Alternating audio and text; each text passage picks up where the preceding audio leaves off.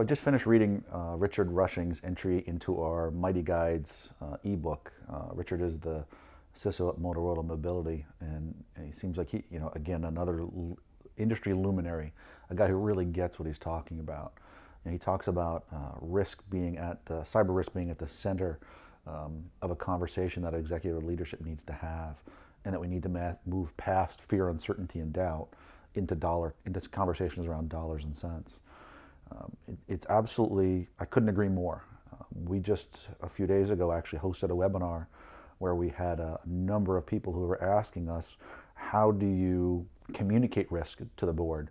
Because one of the things that I found is doing some research in both within the industry and within talking to people, as I read recently a survey that said of over 400 CEOs surveyed, every single one of them thought that cybersecurity was their number one risk. And yet only 26% of them thought they were prepared for it. And that's just one of those numbers I read, and it just kind of boggles my mind, because as Richard points out, cyber risk is at the center of a conversation you need to have with your executives. And so the question you have to ask yourself is why? Why are we not, as both cyber and business professionals, ensuring that when we talk about cyber risk, it's done in a way that the executives can understand?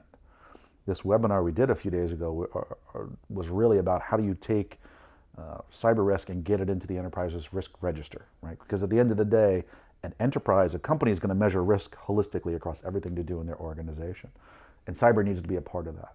And we here at Nehemiah, our approach is to be able to empower organizations to put cyber risk at the executive level in the risk register by, as Richard talks about, removing fear, uncertainty, and doubt, and adding traceability and verifiability.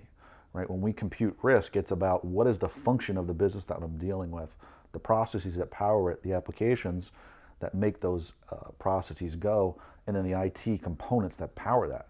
Because a cyber attack in and of itself is going to affect one of the technical systems, but those technical systems serve the business. And so that lineage, that traceability from the function to the attack and vice versa, is how we approach the problem of putting a dollar value around cyber risk and getting it into a company's risk register. Now that's a gross oversimplification. There's tons of math and data science and algorithms and fun stuff beneath the surface.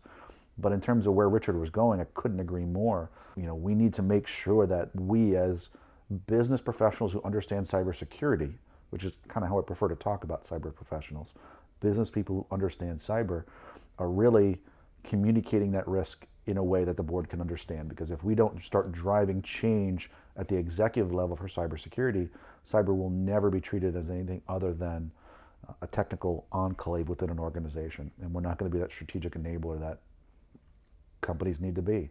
Look, if over 400 CEOs say that cyber is their number one risk and they're not prepared, only 26% are prepared, we have to do something better.